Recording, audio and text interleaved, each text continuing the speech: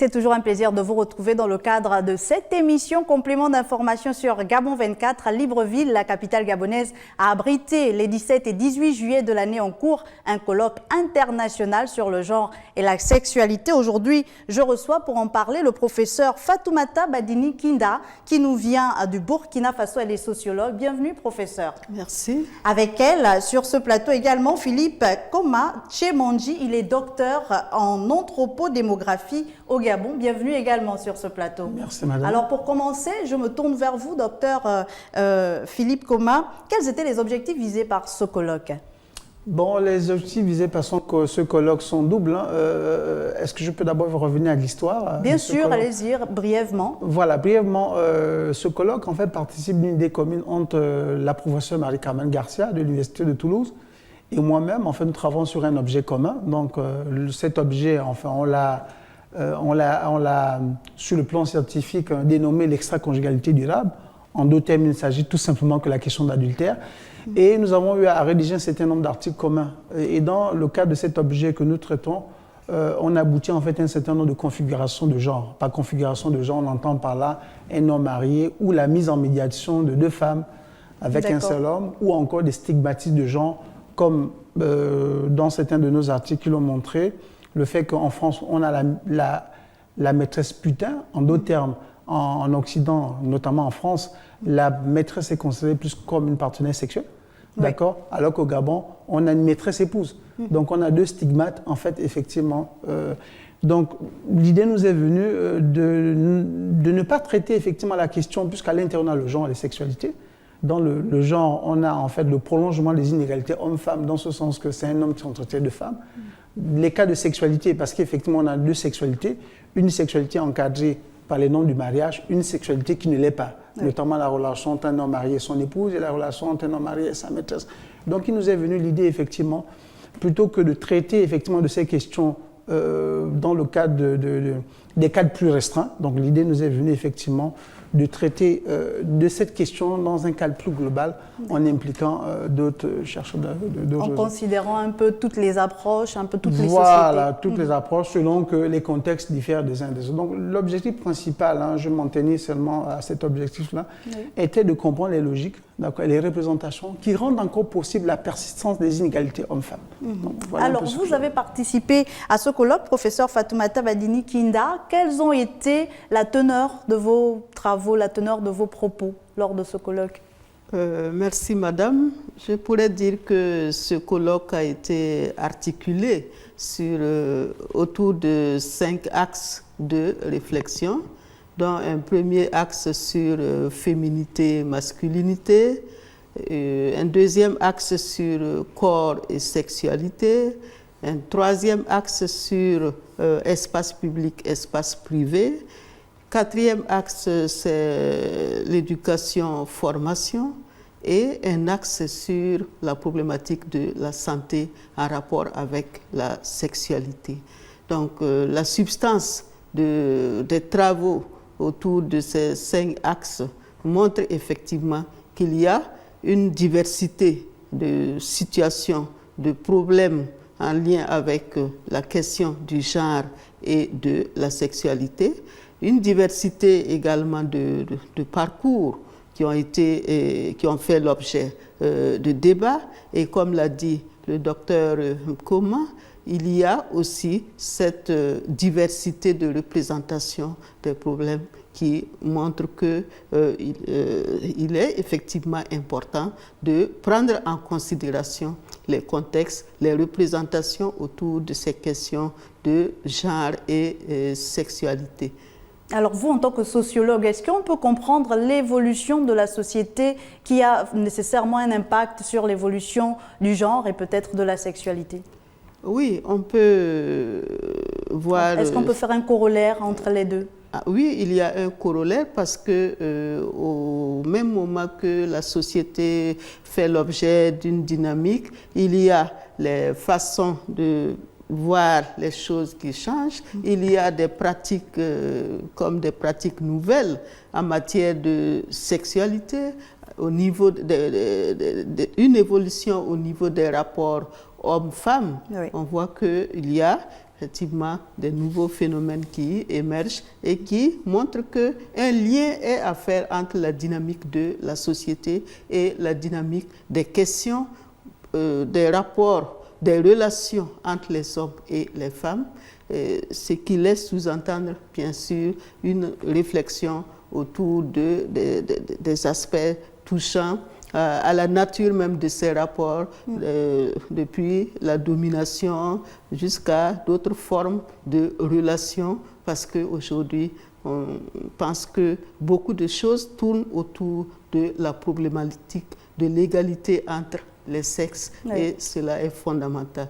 Sur le plan de la sexualité aussi, on voit que ça suit la dynamique d'évolution des sociétés. Il y a des nouvelles situations que l'on peut aborder selon les contextes, selon les milieux, selon les sociétés. Et en Occident, ce n'est pas la même chose qu'en Afrique, par exemple. Alors, docteur, je me tourne vers vous. Le professeur a relevé quelque chose d'intéressant, l'égalité entre les sexes. Il y a cette approche genre qui est aujourd'hui en vogue, mais pas seulement au Gabon, également dans d'autres pays africains. Est-ce qu'aujourd'hui, on est parvenu à décomplexer le débat autour de l'égalité des sexes en Afrique, par exemple? Oui, merci de me poser la question. Un des grands anthropologues féministes parlait en fait de ce qu'elle appelle les invariants. En fait, les invariants, c'est les tendances lourdes. Oui. Les tendances lourdes, en fait, qui ne voulaient pas. En fait, la question est très pertinente. L'inégalité homme-femme, en fait, c'est une question vieille. Hein, c'est une question vieille. Elle persiste notamment à travers un certain nombre de mécanismes comme la socialisation. Mais j'aimerais que vous repreniez quand même votre question, parce que je n'ai pas saisi. Alors, est-ce qu'aujourd'hui, on arrive à décomplexer finalement les débats, j'ai envie de dire ça comme ça, entre l'égalité entre l'homme et la femme? Est-ce qu'aujourd'hui, les femmes s'approprient ce concept d'approche genre? Est-ce qu'on remarque qu'il y a une certaine émancipation de ce genre-là qui est perçu un peu par nos sociétés africaines comme le genre faible, en fait? Oui, je peux dire oui, dans ce sens que il y a déjà des réflexions autour. Je fais allusion par exemple à la destinée de la femme. Voilà, en fait, la destinée de la femme, en fait, on s'intéresse là à une meilleure visibilité, une meilleure représentativité des femmes, notamment sur le domaine politique, notamment sur le domaine socio-économique, d'accord, par la productivité des femmes. Oui, je fais aussi allusion à la stratégie nationale d'équité et égalité de genre, voilà, qui non seulement ce sont des stratégies justement qui tentent à prendre en compte, d'accord, la question féminine, oui. N'est-ce pas, autour de sa représentativité du point de vue politique, sa visibilité du point de vue économique, d'accord, parce que la femme, elle est à la fois mère, elle est à la fois productrice, elle est à la fois épouse. Voilà, donc son intégration effectivement dans les questions de développement, elle est très pertinente parce que le développement intègre les deux sexes. Voilà, intègre une participation commune des deux sexes. Je ne sais pas si le professeur... Et ce qui est intéressant, c'est qu'on a un professeur avec nous. Oui. On le disait avant de commencer cette émission, c'est bien d'en avoir en Afrique des femmes qui atteignent ce niveau intellectuel. Est-ce que vous, au niveau du Burkina Faso, vous arrivez à mener vos travaux de recherche sur la question du genre, notamment, sans avoir nécessairement le poids de la tradition? Je pense que, comme vous l'avez signifié, la société n'est pas quand même statique. Elle est assez dynamique. Il est vrai que le contexte africain est partagé entre ce que nous appelons la tradition et un pas aussi dans la modernité. Donc, au regard de cette situation, on constate qu'il y a une évolution qui est là sur le plan de l'éducation, sur le plan de l'accès des femmes au monde du travail, la place des femmes au sein de la société. Même si les pesanteurs socioculturelles sont toujours aussi fortes, il y a tout de même des avancées que l'on peut relever. Bien sûr, ce n'est pas facile. Quand on prend le terrain politique c'est un terrain à dominance, à forte dominance masculine. Sur le plan de la science aussi, on constate que c'est un domaine très masculinisé. Très masculinisé. Donc la présence des femmes, ça se négocie, mais je pense que au fur et à mesure que les choses évoluent, que l'éducation des filles va en avant, que les filles et les femmes poursuivent de plus en plus de longues études, on arrive à des positions antérieurement réservées aux hommes. Alors à ce colloque, il y a eu également la participation d'enseignants, d'experts et de chercheurs venus de l'international, de l'Occident notamment. Ces questions ne sont certainement pas perçues de la même façon que l'on soit en Afrique ou en Occident. Est-ce qu'il n'y aurait pas un risque de transposition de ce qui se fait à l'Occident en Afrique, ou bien au niveau de l'Afrique, il y a une véritable réflexion qui se fait en fonction des contextes et de l'environnement sur ces questions de genre notamment, avant d'arriver aux questions de sexualité? Oui, le risque de transposer des situations peut planer, mais je me dis que quand on est sur le terrain scientifique, on recherche, on vise l'objectivité, et si vous prenez l'intitulé même du colloque, on a dit diversité des contextes, et diversité aussi des parcours. Et cela montre qu'un problème, pour bien le comprendre, pour bien le maîtriser, il faut le situer dans son contexte. Par exemple, tout à l'heure, dans les échanges, le rapport à la question de l'homosexualité, tel que ce problème, ou du moins cette réalité est présentée en Occident, et comment cette réalité peut être représentée en Afrique, on voit qu'il y a toute une différence, parce que tantôt on dit c'est une pathologie, tantôt on dit non, c'est un comportement. Si on est dans des sociétés démocratiques, chacun est libre de se comporter, de se conduire, d'exprimer sa sexualité comme il le sent. On aura l'occasion, professeur, de revenir sur ces questions importantes de rapport entre le genre et la sexualité. L'occasion pour nous de faire un bref rappel sur ce qui s'est passé, de refaire un retour sur ce colloque qui s'est donc tenu les 17 et 18 juillet. C'était à Libreville, au Gabon. On se retrouve juste derrière. Il s'agit pendant ce colloque international de traiter les enjeux, les problèmes, les tensions et contradictions qui se déploient simultanément sur le genre et les sexualités au sein des différentes sociétés. L'enjeu de ce colloque, c'est de réunir les approches les plus diversifiées possibles et qui obligent à sortir du cadre uniquement national. Donc on a une convergence d'analyse sur ces questions. D'après ces éminents professeurs, à partir des travaux ancrés dans les différents contextes socio-historiques, ouvrir des pistes de recherche, réflexion, discussion permettra de mettre en place un programme de comparaison internationale. Ce colloque constitue donc la première pierre d'un vaste programme de recherche. Les attentes sont nombreuses. Comme première attente, dans le cadre du plan de carrière, je peux le dire ainsi, d'un chercheur, d'accord. En termes de mobilité, en fait, un chercheur se doit effectivement de participer à des événements internationaux. Donc, hormis les attentes propres du colloque, nous avons aussi la valorisation des actes du colloque, notamment à travers la publication d'un ouvrage collectif qui prendra en compte les communications les plus pertinentes. En clair, il faut retenir qu'aucune région du monde n'est exclue et les communications faites peuvent proposer la comparaison entre différentes aires géographiques ou encore mettre en place l'accent sur l'une d'entre elles. La publication d'un ouvrage collectif ou d'un numéro spécial de revue scientifique est prévue à partir des meilleures communications. Les articles seront attendus au plus tard pour décembre 2019. Et si vous nous rejoignez à l'instant, vous êtes sur Complément d'information. Aujourd'hui, on revient sur ce colloque international sur le genre et la sexualité qui s'est tenu dans la capitale gabonaise. C'était les 17 et 18 juillet. Et je reçois sur ce plateau le professeur Fatoumata Badini Kinda. Elle est sociologue, elle nous vient du Burkina Faso. Avec elle, le docteur Philippe Koma Atchemanji. Il est anthropodémographe et lui, il représente le Gabon. Alors, professeur, vous reveniez sur ces questions de sexualité avant qu'on ne lance le reportage.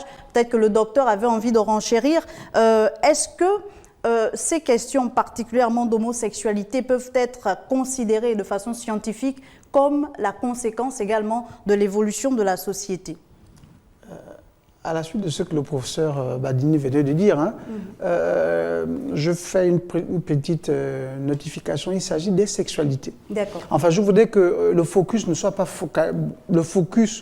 on ne soit pas focalisé sur la sexualité, on parle des sexualités, sinon des sexualités en devenir, sinon alternatives. D'accord. Donc l'homosexualité masculine et féminine n'est qu'une composante, une modalité. Bien sûr. C'est un peu la précision que je... Vous pourrez d'ailleurs comprendre la question en englobant toutes les sexualités, donc pas nécessairement faisant focus sur l'homosexualité. Voilà. Également, comme vous étiez en train de traduire un homme qui est marié, qui a une maîtresse, etc. Voilà, c'est des sexualités alternatives. Voilà. Donc on a le polyamour, on a le multipartenariat, le pluripartenariat. Oui. C'est effectivement des formes de sexualité autres que l'homosexualité masculine et féminine. Voilà, donc... Alors on ressent clairement la dichotomie qui se fait, que l'on soit en Occident ou en Afrique, mais dans les pays du continent. Est-ce qu'il y a également une différence scientifique, une approche différente des scientifiques par rapport à ces questions-là? Donc que l'on soit au Burkina ou au Gabon, par exemple. Bon, professeur? Oui, allez-y. Allez-y. Je pense que selon les contextes, il y a quand même la dimension africaine des choses qu'il faut prendre en compte. Nos sociétés sont les sociétés dans lesquelles où les questions de sexualité demeurent des questions tabous, où la sexualité n'a pas toujours été exprimée sur la scène publique en tant que telle. Donc, sous cet angle, on peut dire que l'Afrique représente des réalités par rapport aux réalités que l'on peut observer en Occident. Mais en même temps qu'il y a cette dimension globale de l'Afrique, il y a quand même des particularités en matière de sexualité. Le docteur Koma l'a si bien dit, il n'y a pas qu'une seule sexualité, il y a des sexualités. Et déjà, à ce niveau-là, l'expression des sexualités ne se font pas de la même façon selon que l'on prenne en compte la culture, l'ethnie, le milieu de vie, en ville ou au village, ou en milieu rural, en milieu rural ou en milieu urbain. Donc, et lorsqu'on considère par exemple les religions qui interviennent aussi, bon, tous ces facteurs influencent à la fois les pratiques, à la fois les représentations et beaucoup d'autres aspects. Mais ces facteurs, docteur Koma, vous qui êtes un anthropodémographe, n'influencent pas la recherche scientifique. Vous, à votre niveau, comment vous menez ces travaux de recherche pour lier le genre et la sexualité? Les recherches portant, merci pour la question, les recherches portant sur le genre et la sexualité ou sur la sexualité sont complexes. Oui. Dans le sens que la sexualité, autant pour moi, touche l'intime profond. Et touche, en fait, on est dans un espace privé, comme on est dans un espace privé, un espace enfermé dans lequel il n'y a que l'homme et la femme. Voilà. Et de ce cadre de vue-là, la loi de l'Omerta entoure un peu tout ce qui se passe dans la sphère privée. Donc, et notamment tout ce qui est en rapport vraiment avec la sexualité. Donc les recherches que nous menons sur la sexualité demandent beaucoup de tact, demandent une approche très particulière. Et peut-être pluridisciplinaire. Oui, parce que comme le professeur l'a dit, effectivement, la sexualité souffre encore d'un certain nombre de tabous, d'accord. Il y a un verrou social, d'accord, qui fait que notamment les femmes, si on s'en tient effectivement aux violences conjugales, aux violences basées sur le genre, effectivement, qui sont les principales victimes, n'en parlent pas. Mais comment aujourd'hui lever cette loi sur l'omerta, cette loi sur le silence de ces femmes-là, surtout qui sont victimes de ces violences basées sur le genre et peut-être victimes de violences sexuelles? Comment aujourd'hui l'apport scientifique peut permettre à la société d'essayer de lever finalement le verrou sur ces questions de sexualité et de tabou? Je pense que ce travail n'appartient pas à la science. Le chercheur décrit un phénomène tel qu'il est et non pas tel qu'il devrait être. Oui. Maintenant, c'est à la suite de nos travaux que le politique, vraiment à travers un certain nombre de mécanismes juridiques et autres, va légiférer, va m'attraper à partir en fait de nos travaux. Je pense que nos professeurs pourraient renchérir. Voilà. Si, oui, vous avez merci. Vous avez utilisé une expression qui était importante pour ce colloque genre et sexualité.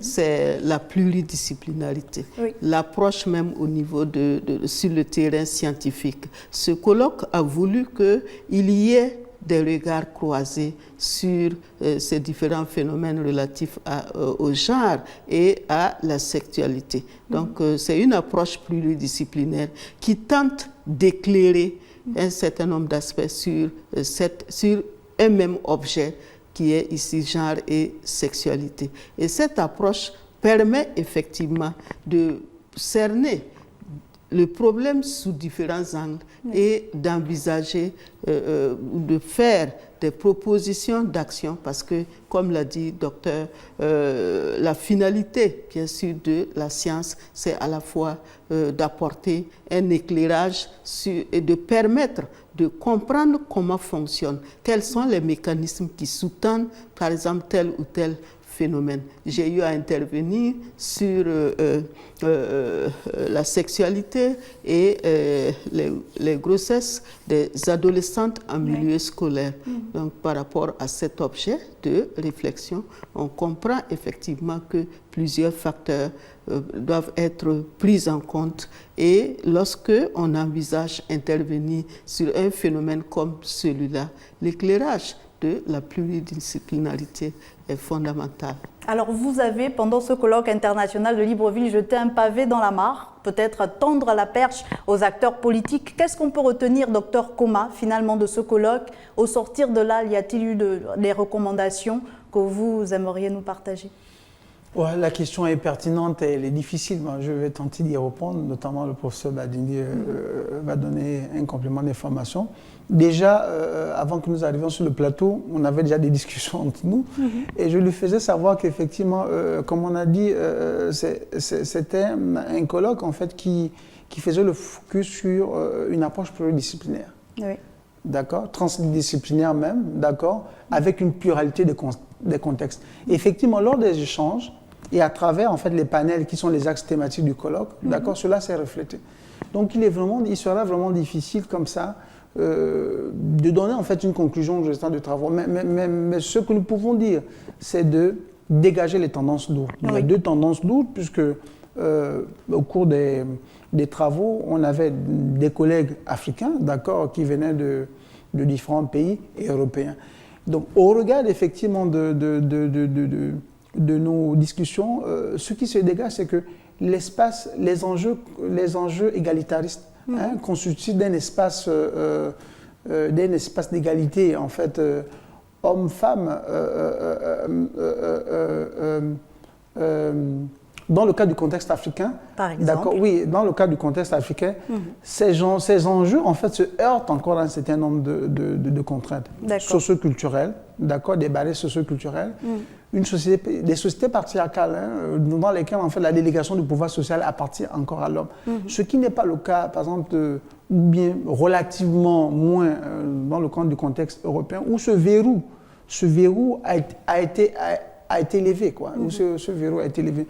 C'est ce que je peux dire, des grandes tendances, sans pour autant spécifiquement rentrer dans chaque panel, dont les communications des collègues traitaient des objets totalement différents, avec des approches totalement différentes. Pour terminer, professeur Badini Kinda, qu'est-ce que vous retenez de ce colloque et qu'est-ce qu'il faut souhaiter peut-être pour la suite de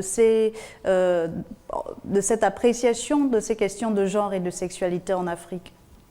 Ce que je retiens de ce colloque, c'est qu'il représente, à mon sens, une première, j'allais dire, qui fait la relation entre la problématique du genre et les questions de sexualité. Oui. Et c'est déjà un pas que de poser ce problème sur le terrain scientifique. C'est vrai, les problèmes pratiques se vivent à tous les niveaux, au sein des familles, au sein des associations, au sein de la nation, on peut dire. Oui. Mais en termes de réflexion organisée, vraiment, je salue l'initiative qui a été celle des organisateurs de ce colloque et également la façon dont le colloque s'est déroulé en réunissant des chercheurs, des scientifiques à la fois de haut niveau et de différents horizons. Ça a permis des échanges très enrichissants, des débats très fructueux et à l'issue de ces débats, je pense que les conclusions de ce colloque dont il est prévu la publication même d'un ouvrage va constituer un apport sur le terrain scientifique et permettre une meilleure connaissance de cette double problématique, genre et sexualité. Autre résultat, je pense qu'il n'y avait pas seulement que des scientifiques dans la salle, il y a eu la participation des associations, la participation d'instances de décision politique qui ont pris à bras le corps aussi la thématique, la problématique du colloque. Donc j'imagine que des actions concrètes peuvent suivre, vont être menées à la suite de ce colloque. À la suite de ce colloque. Merci à vous. Je retiens vraiment que c'était très très enrichissant et on souhaite que d'autres colloques puissent se développer, se multiplier dans ce genre. Merci à vous, professeur Fatoumata Badini Kinda. Je rappelle que vous nous venez du Burkina Faso et que vous êtes sociologue. Et merci à vous, docteur Philippe Koma Tchemonji. Vous êtes un anthropodémographe, vous êtes du Gabon. Merci à vous deux d'être revenus sur ce colloque international qui était organisé à Libreville ces 17 et 18 juillet. Et merci à vous, chers téléspectateurs, d'avoir été des nôtres. Je vous dis donc à très vite sur Gabon 24.